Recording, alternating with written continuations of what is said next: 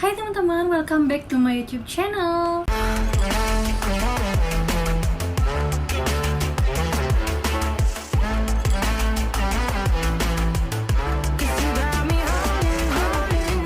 Udah lama banget aku nggak bikin konten. Anyway, kali ini aku bakal bahas perjalanan aku menjadi pramugari.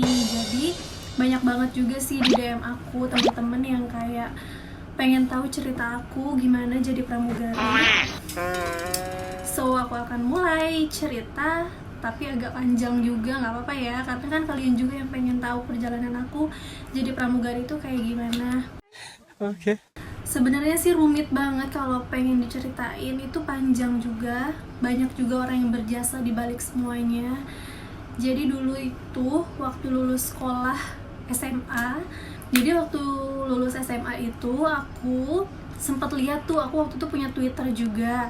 Terus sebenarnya sih aku nggak mau jadi pramugari, bukan cita-cita juga, tapi waktu itu cita-cita aku itu pengen jadi psikolog. Kenapa aku pengen jadi psikolog? Karena waktu itu aku sempat berpikir aku tipe orang yang pengen tahu masalah banyak orang dan bukan aku sendiri gitu yang punya masalah.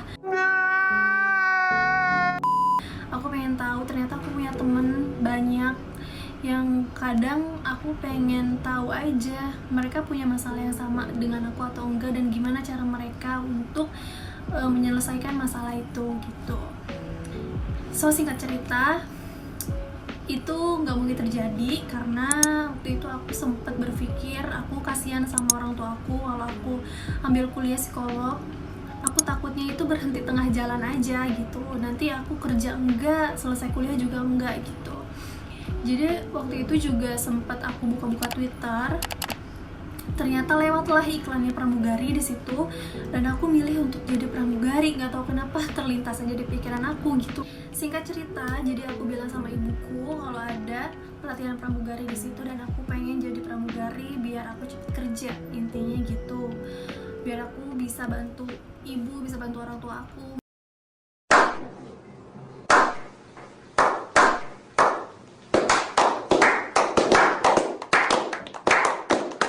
Jadi aku daftar di salah satu pelatihan pramugari gitu, sekolah pramugari di Bandung.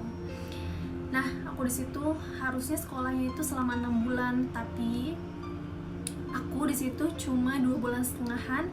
Aku udah coba-coba daftar ke salah satu maskapai dan aku 4 kali gagal. BTW aku 4 kali gagal. Bukan cuma 1 kali terus aku lolos, enggak gitu. Dan aku juga sempat sempat ngelamar kerja juga jadi salah satu asisten di Batam gitu, jadi salah satu sekretaris. Katanya aku masih kecil gitu, jadi aku belum cocok untuk kerja di situ, untuk jadi sekretaris beliau. Akhirnya aku pulang ke Jakarta, aku pulang, terus aku sempat daftar di salah satu maskapai. Aku tuh gagal di tinggi badan. Karena kan setiap seleksi pramugari itu beda-beda tinggi badannya, tergantung, dan aku nggak ngerti bisa beda-beda kayak gitu. Tinggi aku 160 anyway, dan waktu itu aku ngelamar juga di pertama kalinya, gagal juga di tinggi badan, jadi kayak baru masuk udah diusir gitu.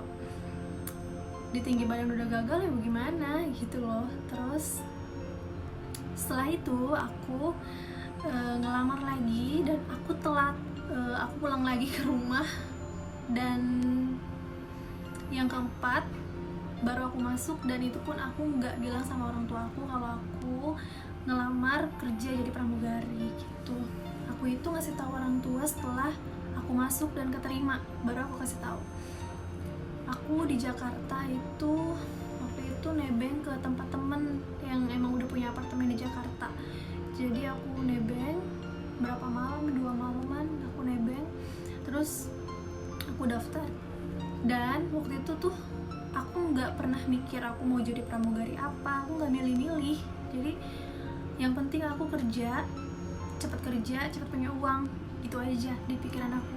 Jadi aku nggak punya banyak pilihan dan nggak punya banyak aku mau jadi pramugari pesawat besar, pramugari pesawat kecil, pramugari apa, kayak nggak. Jadi waktu itu malah aku nggak tahu kalau ada pesawat baling-baling yang justru sekarang aku malah kerja di situ gitu. Jadi pas aku masuk Lion Air Group itu dipilihinnya itu kita mau masuk ke Lion Air, Batik Air atau Wings Air. Nah setelah keterima baru aku bilang sama orang tuaku kalau aku masuk jadi pramugari di Lion Air Group. Dan waktu itu masih ada almarhum papa, jadi aku diantar sama almarhum papa untuk datang ke Jakarta tanda tangan kontrak gitu. Waktu itu sih almarhum papa sangat berjasa banget buat aku karena beliau yang antar-antar aku ke Jakarta.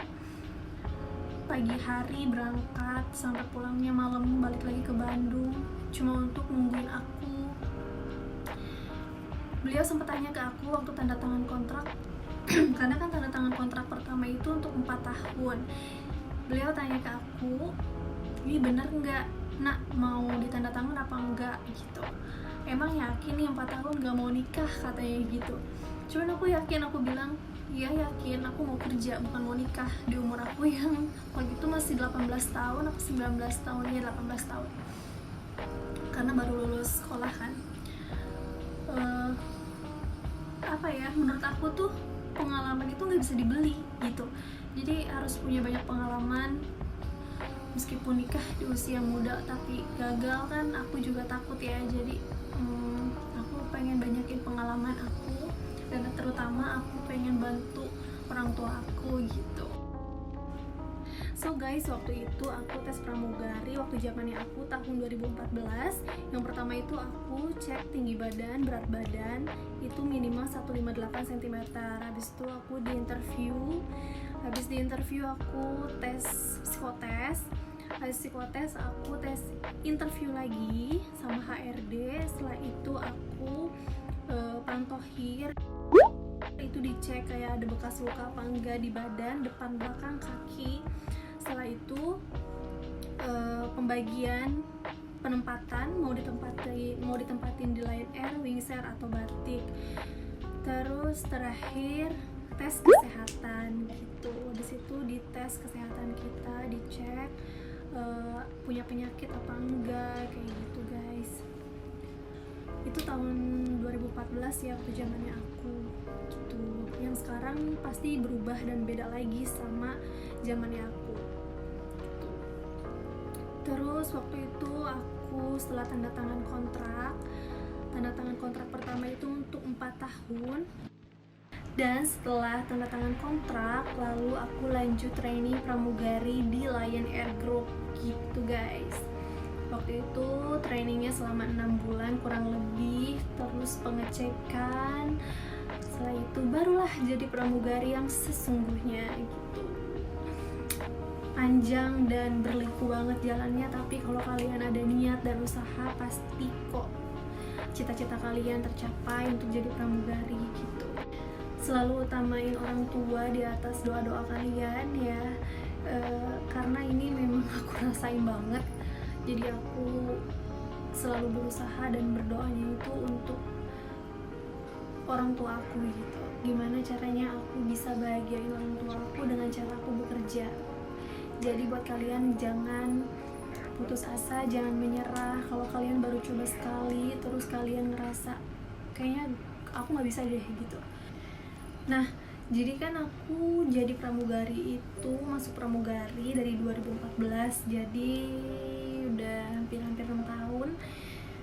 Di saat aku capek nih 1 tahun pertama, 2 tahun pertama itu masa-masanya kayak capek, jenuh, kenapa kerja begini, kenapa kerja begitu, karena kan belum pernah ada pengalaman kerja sebelumnya gitu. Kaget dong, anak SMA baru lulus terus kerja gitu. Tapi itu balik lagi, aku ingat orang tua aku, gimana usahanya mereka nganterin aku untuk jadi pramugari.